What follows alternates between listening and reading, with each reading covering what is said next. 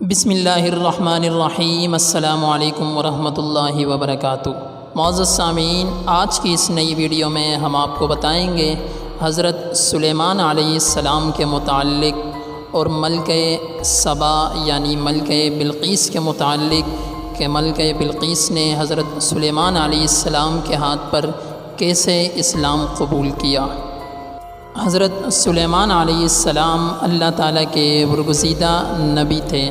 سلیمان علیہ السلام حضرت داؤد علیہ السلام کے بیٹے تھے۔ کہا جاتا ہے کہ انہوں نے متحدہ اسرائیل پر 970 قبل از مسیح سے لے کر 931 قبل از مسیح تک حکومت کی۔ ان کے بعد ملک اسرائیل کے 2 حصے یعنی شمالی اور جنوبی ہو گئے۔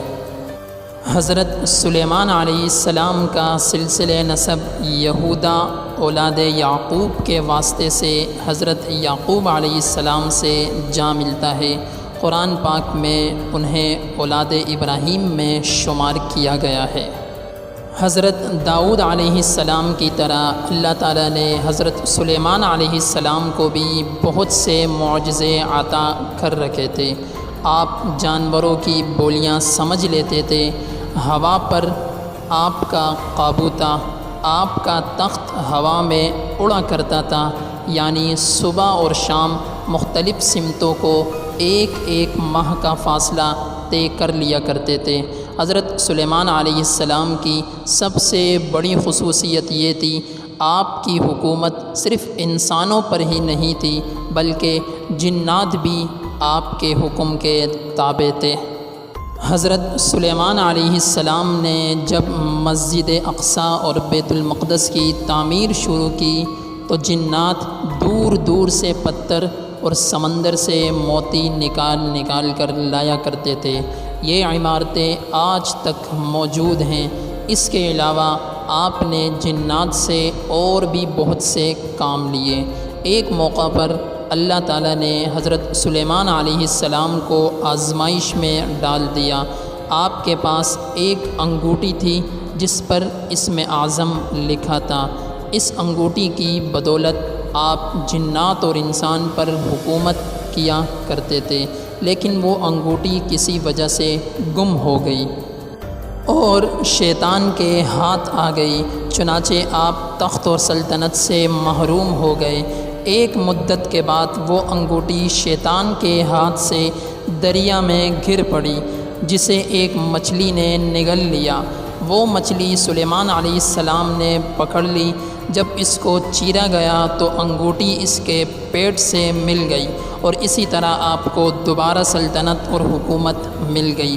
حالانکہ یہ بات غلط ہے کہ وہ انگوٹھی کے بدولت حکومت کیا کرتے تھے۔ حکومت ان کو اللہ تعالیٰ نے اپنے فضل خاص سے عطا کر رکھی تھی۔ حضرت سلیمان علیہ السلام کے زمانے میں یمن کے علاقے پر ملکہ سبا کی حکومت تھی۔ ایک دن حضرت سلیمان علیہ السلام کا دربار لگا ہوا تھا، جس میں تمام جن، انس، چرند، پرند اپنی اپنی جگہوں پر بیٹھے ہوئے تھے۔ دیکھا کہ ہدہد غیر حاضر ہے۔ آپ نے فرمایا، ہدہد نظر نہیں آتا۔ اگر اس نے اس غیر حاضری کی معقول وجہ بیان نہ کی تو اسے سخت سزا دی جائے گی۔ ابھی یہ باتیں ہو رہی تھی کہ ہدہد بھی حاضر ہو گیا۔ حضرت سلیمان علیہ السلام کے دریافت کرنے پر ہدہد نے بتایا کہ میں اڑتا ہوا یمن کے ملک میں جا پہنچا، جہاں کی حکومت ملکہ سبا کے ہاتھ میں ہے۔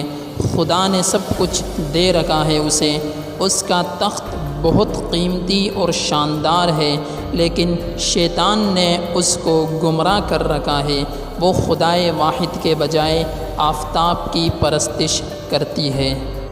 حضرت سلیمان علیہ السلام نے فرمایا کہ اچھا، آپ میرا خط اس کے پاس لے جاؤ، آپ کے جھوٹ اور سچ کا امتحان ابھی ہو جائے گا۔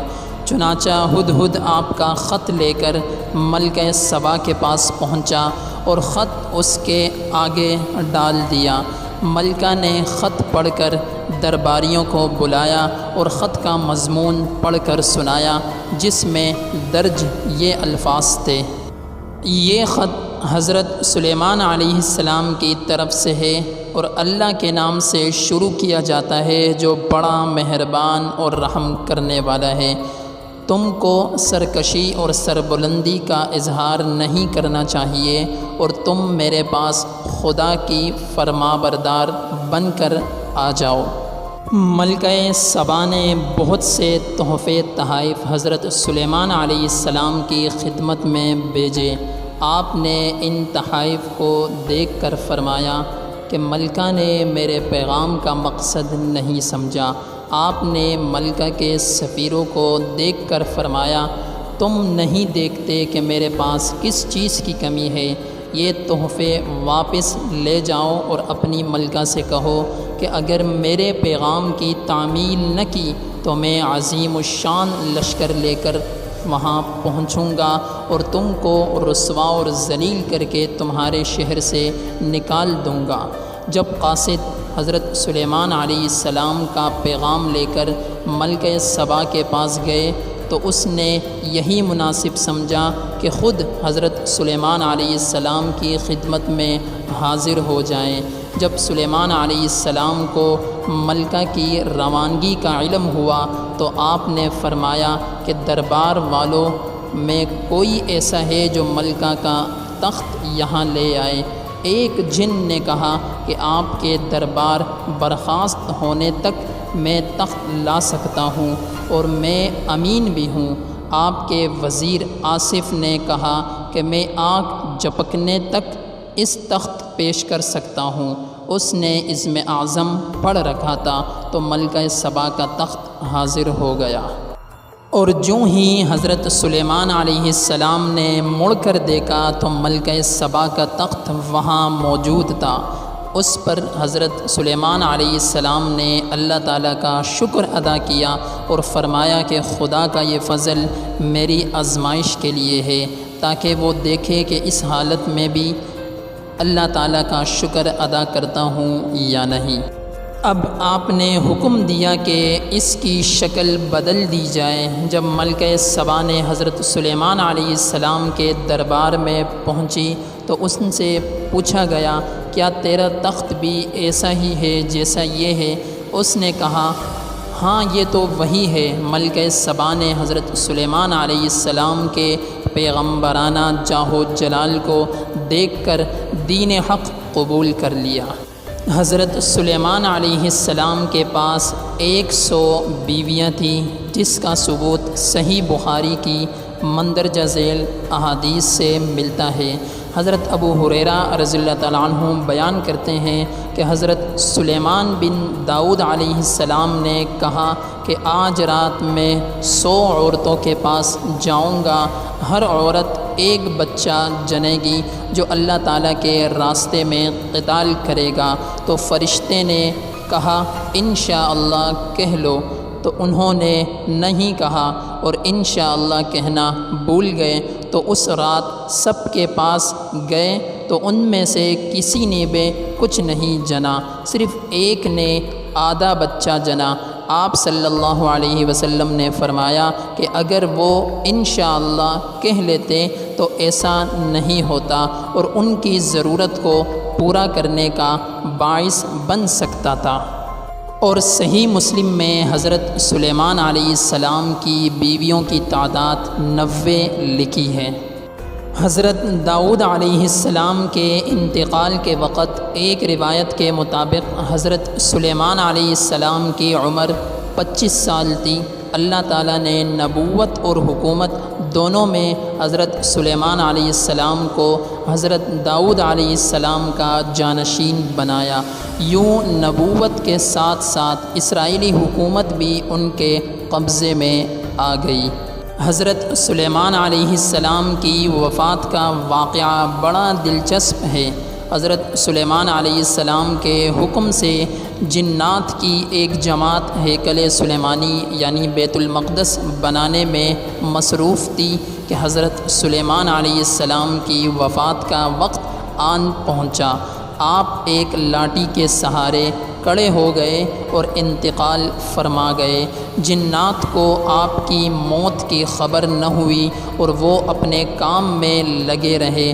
آخر ایک عرصہ کے بعد جب ان کی لاٹھی کو دیمک نے چاٹ لیا تو وہ بردہ ہو کر ٹوٹ کر گر پڑی، اور حضرت سلیمان علیہ السلام جو لاٹھی کے سہارے کھڑے تھے وہ بھی گر پڑے۔ اس وقت جنات کو معلوم ہوا کہ حضرت سلیمان علیہ السلام تو مدت سے انتقال کر چکے ہیں۔ حضرت سلیمان علیہ السلام اپنے زمانے کے امیر ترین آدمی تھے۔ اگر آج کے حساب سے دیکھا جائے تو وہ 2200 ارب ڈالر کے مالک تھے۔ اپنے 29 سالہ دور حکومت میں انہیں ہر سال 25 ٹن سونا بطور نذرانہ ملا کرتا تھا۔ معزز سامعین، یہ تھی ہماری آج کی ویڈیو۔ اگر آپ کو ہماری ویڈیو اچھی لگی ہے تو آپ ہمارے چینل کو سبسکرائب کریں اور بیل کے بٹن کو ضرور دبائیں تاکہ ہماری ہر نئی ویڈیو بآسانی آپ کو مل سکے۔ اللہ حافظ۔ السلام علیکم ورحمۃ اللہ وبرکاتہ۔